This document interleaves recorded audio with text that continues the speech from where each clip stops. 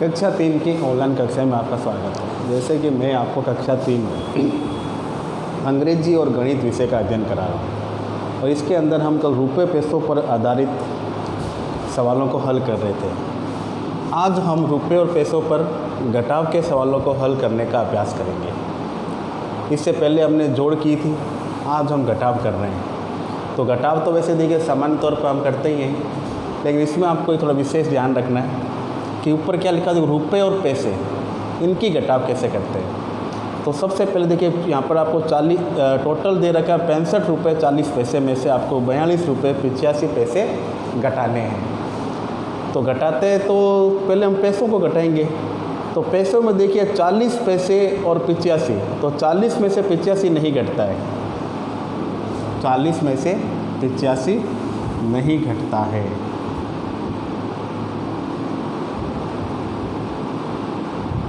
चालीस पैसे ये केवल समझने के लिए लिख रहा हूँ मैं नीचे, जिसको आपको ध्यान से देखना है और समझना है।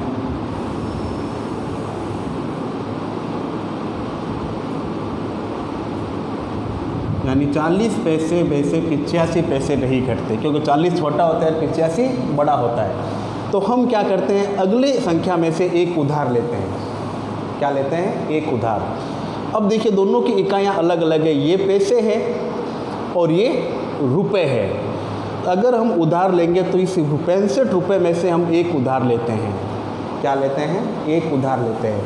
तो 65 में से हमने 1 रुपया उधार लिया, तो 1 रुपये के अंदर पैसे कितने होते हैं? 100, जिसका आपको विशेष ध्यान रखना है, क्योंकि 1 रुपये बराबर 100 पैसे। 1 रुपये बराबर 100 पैसे, यानी हम ले तो 1 रुपया रहे उधार, लेकिन आ कितने रहे हमारे पास? 100 पैसे। कितने आ रहे हैं? 100 पैसे। तो जैसे ही हमने एक उधार लिया तो हमारे पास कितने रुपए आए? 100 पैसे आ गए। कितने आ गए? 100 पैसे।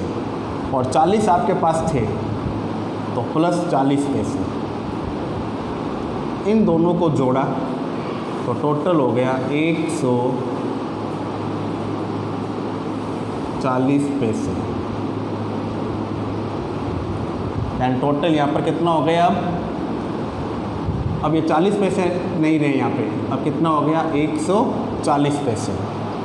140 पैसे कैसे हुए, समझ में आ गया आपको?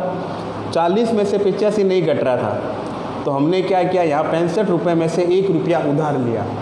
तो 1 रुपये के अंदर कितने पैसे होते हैं? 100 पैसे होते हैं। कितने होते हैं? 100 पैसे होते हैं। तो हमने लिया तो 1 रुपया, आए कितने हमारे पास? 100 पैसे। तो 100 पैसे और 40 पैसे दोनों को जोड़ा, टोटल कितना हो गया? 140 पैसे। अब हम क्या करेंगे कि इस 140 पैसे में से इस 85 पैसे को घटा देंगे। तो देखिए यहाँ 0 है, 0 से 5 जाता नहीं है, तो एक उधार ले लिया तो 10 हो गए। 10 में से 5 गए, 5, यहाँ रह गया 3 और एक ये 13। 13 में से कितने घटाने आपको? 8। 8 के बाद में 9, 10, 11, 12, 13, कितने बच गए? 5 बच गए, यानी 55 पैसे ये आपका यहाँ रह जाएगा। तो 140 में से 85 घटे, कितने रह गए आपके पास? 55 पैसे। ये तो हो गया पैसे की बात। अब देखिए हमारे पास 65 रुपये थे। कितने थे? 65 रुपये। इसमें से हमने 1 रुपया उधार दे दिया, तो यहाँ पर कितना रह गया? 64 रुपये रह गया। कितना रह गया? 64 रुपये। तो यहाँ पर अब 65 नहीं होगा, कितना होगा? 64। अब इस 64 में से तो 42 हम आराम से घटा सकते हैं, क्योंकि 64 बड़ा होता है और 42 छोटा होता है। तो 4 है, 4 में से कितने घटाने हैं? 2। तो 2 के बाद में 3, 4, कितने बच गए? 2। यहाँ है 6, 6 में से कितने घटाने हैं? 4। तो 4 के बाद में 5 और 6, 2 बच गए। और ये हमारा आंसर, यानी 65 रुपये 40 पैसे में से हमने 42 रुपये 85 पैसे घटाए, तब हमारे पास आया 42 रुपये 55 पैसे और ये हमारा आंसर है। बस इसको थोड़ा सा विशेष ध्यान रखना है। अब इसी प्रकार से आपका अन्य प्रश्न एक 346 रुपये 35 पैसे में से 379 रुपये 95 पैसे घटाने हैं। तो बात वापस वही आ जाती है। देखिए 35 पैसे में से हम 39 पैसे नहीं घटा सकते, यानी 35 पैसे में से 95 पैसे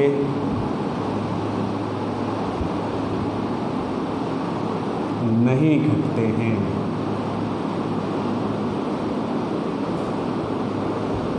पैंतीस पैसे में से 95 पैसे नहीं घटते हैं। तो हम वही बात आ गई वापस। तो हम 546 रुपये में से 1 रुपया क्या लेंगे, उधार लेंगे। तो 1 रुपये में 100 पैसे होते हैं। तो मेरे तो 1 रुपया रहे, कितने रहे हमारे पास 100 पैसे। तो 100 पैसे हमारे पास आ गए और 35 पैसे हमारे पास पहले से हैं। तो टोटल कितना हो गया, 135 पैसे। टोटल कितना हो गया हमारे पास, 135 पैसे थे। यहाँ पर अब 135 हो जाएगा, 35 नहीं रहेंगे।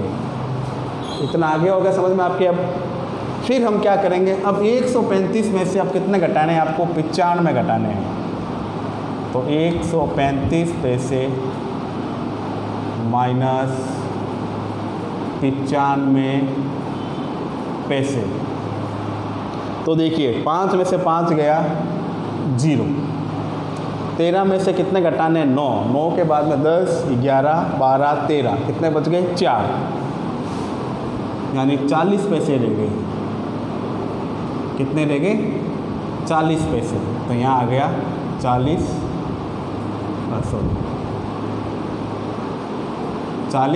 पैसे। अब रुपए, अब देखिए 546 रुपये थे। अब इसमें से हमने 1 रुपया उधार दे दिया था, तो यहाँ 1 रुपया कम हो गया। तब यहाँ रह गया 545 रुपये। तो 545 रुपये, यानी अब यहाँ पे कितना रह गया, 545। अब 546 नहीं रहा, 545 हो गया। अब 545 में से आपको 379 रुपये घटाने हैं। तो घटा दीजिए। देखिए 5 में से 9 जाते नहीं हैं, तो यहाँ से हमने 1 उधार लिया, तो कितने हो गए, 15। 15 में से 9 घटाने हैं। तो 15, 9 बाद में 10, 11, 12, 13, 14, 15, कितने बच गए, 6 बच गए। यहाँ 4 था, 1 उधार दे दिया, तो यहाँ कितना रह गया, 3। 3 में से फिर 7 नहीं जाते, फिर 1 उधार ले लिया, तो कितने हो गए, 13 हो गया। कितना हो गया, 13। 13 में से कितने घटाने हैं आपको, 7। तो 7 के बाद में 8, 9, 10, 11, 12, 13, कितने बच गए, 6 बच गए। अब यहाँ 5 था, 1 कम हो गया, तो यहाँ रह गया 4। 4 में से 3 घटाने हैं, तो 4 में से 3 गया 1, तो ये बचा आपका 166 रुपये। तो यहाँ हम लिख देंगे 166। तो ये है आपकी रुपये और पैसों की घटाव। देखिए ये तो बहुत सरल घटाव आप पहले कर चुके हो, तो इसको विशेष थोड़ा ध्यान देखना है। और ये जो नीचे लिखा हुआ है इसको भी ध्यान से पढ़ना है और इसे समझना है। फिर इस कॉपी को आप सवालों कॉपी में नोट करना है और इनका करने का अभ्यास करना है।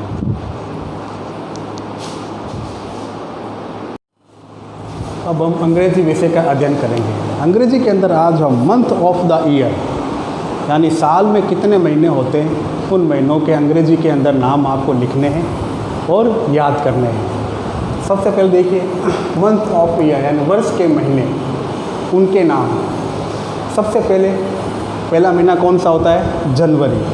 तो JANUARY, JANUARY, January, JANUARY, January यानी जनवरी।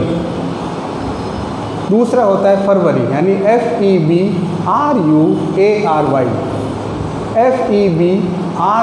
FEBRUARY, February. फेब्रुअरी मीन्स फरवरी, FEBRUARY, फेब्रुअरी यानी फरवरी। फिर MARCH, March, MARCH, March. March का क्या होता है? मार्च होता है। APRIL, अप्रैल, अप्रैल का अप्रैल, APRIL, अप्रैल, अप्रैल का अप्रैल। MAY, मई, मई का क्या होता है? मई, MAY, मई, मई का मई। JUNE, जून, JUNE, जून, जून का जून। JULY, जुलाई, जुलाई का क्या होगा? जुलाई, JULY, जुलाई, जुलाई का जुलाई। AUGUST, अगस्त, अगस्त का अगस्त। SEPTEMBER, सितंबर, सितंबर का सितंबर। OCTOBER, अक्टूबर, अक्टूबर का अक्टूबर। OCTOBER, अक्टूबर का अक्टूबर।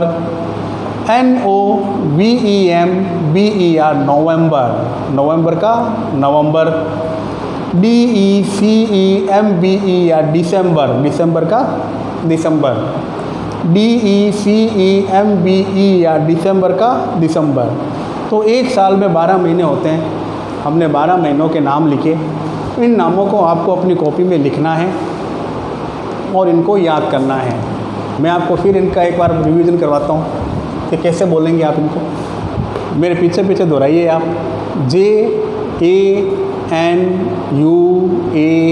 JANUARY, January, JANUARY, January. January means क्या हो जाएगा? जनवरी।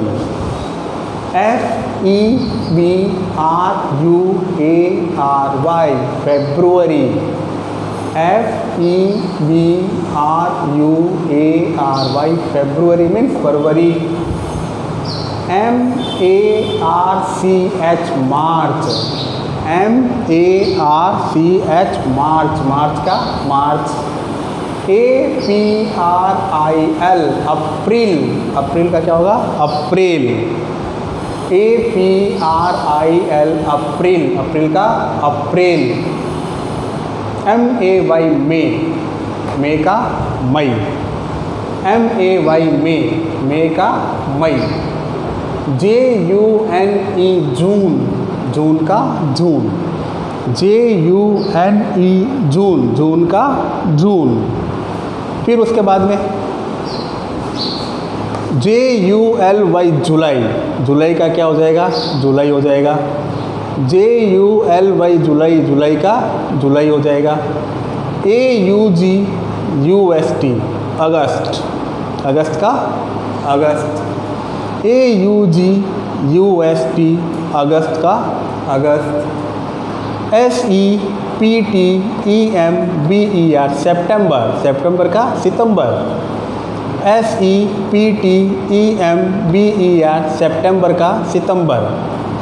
OCTOBER, अक्टूबर, अक्टूबर का अक्टूबर।